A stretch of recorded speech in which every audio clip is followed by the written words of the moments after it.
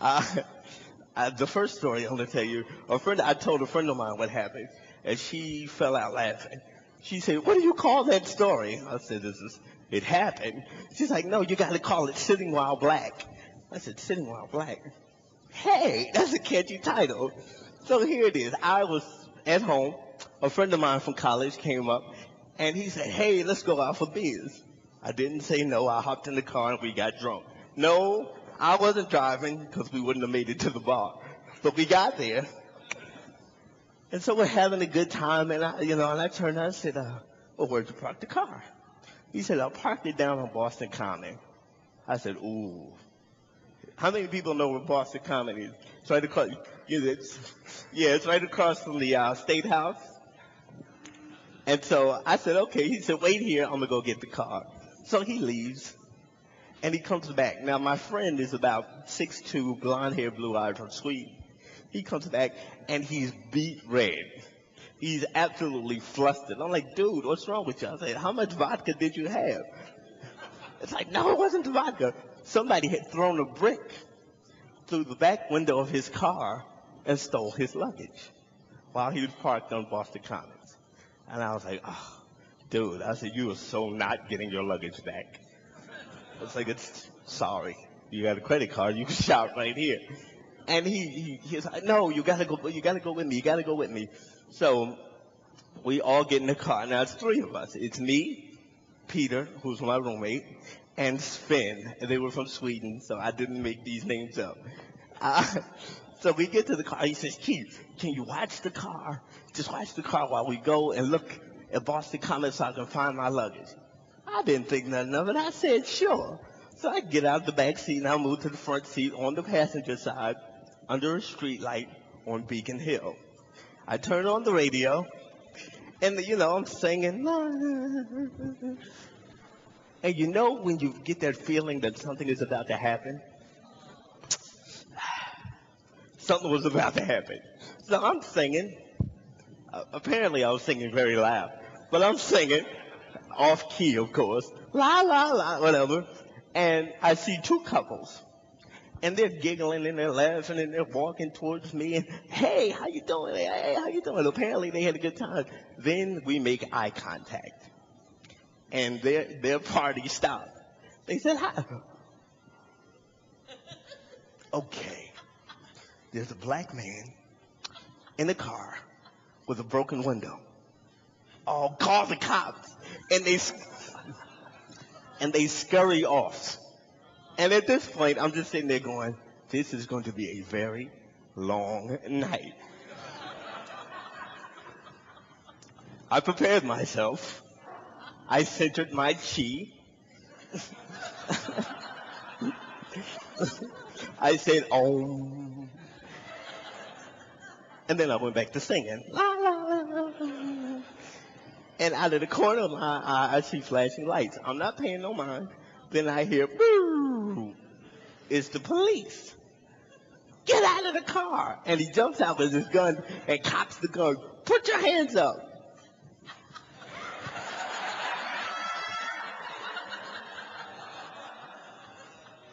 I thought about it for a second. I said, "Dude, this is so not going to happen." So this is really just, "I don't give a, put your hands up." I'm like, "Okay." Then I start to, "Put your hands down." I'm like, "Oh, well, make up your mind. You want them up? You want them down? Which one do you want?" And so he says, "What are you doing?" I said, "My friend's car got broken into." "That's BS. You see you." I said, "I'm not stealing. How do you steal a car from the passenger side?"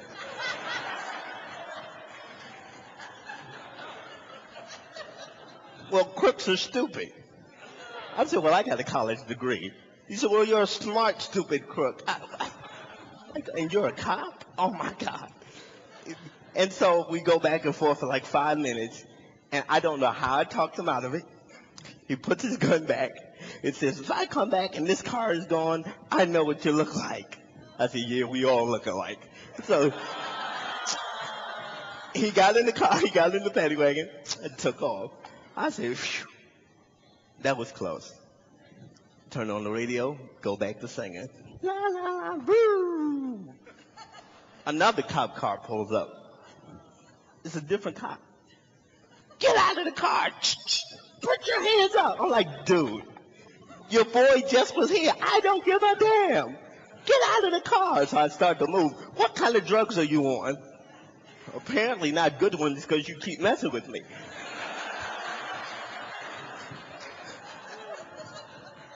And so I'm looking at this dude and I'm like, okay. And then I realize what this must look like. I'm in a car with a smashed window, and in the ashtray in front of me while they're talking to me is my friend's wallet that's busting with money. I'm just like, this is so not good. And then I asked the cop, I said, Mr. Officer, sir, you know, you got to talk like that so they don't beat you down in the street. I said, Mr. Officer, sir, I said, what kind of criminal would I be if I'm stealing a car under a street light on Beacon Hill from the passenger side? He said, well, you're stupid. I'm like, dude, I have a degree. I don't care. And so 5 minutes, I talk him out of it. He leaves. I said, okay, phew, I must be done for the day. No sooner did he hit the corner. Boo! It's the first cop. I told you to get out of the car. I'm like, dude, do you have short-term memory loss? Because at this point, my nerves were bad. My drunk had wore off. I was sober as a stone. I was not happy. And he's sitting there, I don't care what you're doing. And he's standing there with the gun, and his partner gets out of the car. His partner comes around, he starts shining the flashlight. What are you going to do with the money in the wallet? I said, if it was mine, I would spend it. But since it ain't mine, I'm going to leave it right the hell where it's at. And he's like, I don't care. And so as this is all going on, my friend, who's from Sweden, 6'2", blonde hair, blue eye, plays volleyball, typical Viking. I can say that because he's from Sweden, and he wouldn't get mad because that's what he described himself as. He comes over and he goes, Keith, oh my God, are you okay? What happened? What happened? The cop goes, oh my God, we thought he was in trouble. We were here to help him.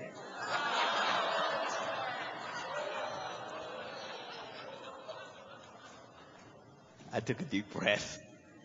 I said, only in America. Only in America. So that's sitting while black.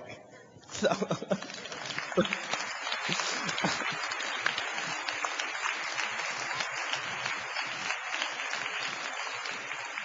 and I tell you that story because it ties into what we're doing here, which is we're trying to get political leaders to pay attention to what our hopes and our dreams and our desires are, what we want to do and how we want to live and how we want to proceed in our life.